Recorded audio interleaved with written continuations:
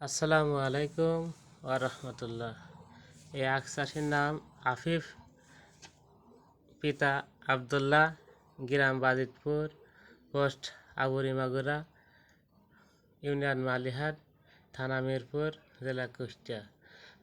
আখ চাষের জন্য বাজিতপুর গ্রামটা বিখ্যাত কুষ্টিয়া জেলার মধ্যে। এই গ্রামে আখের চাষ করা হয়।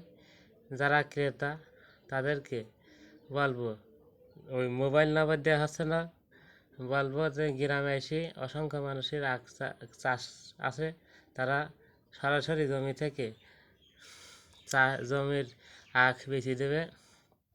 আপনারা যারা নেবেন, যারা কিনবেন, তারা জমিতে এসে অবশ্যই দেখি দাম দর করে নিতে পারেন।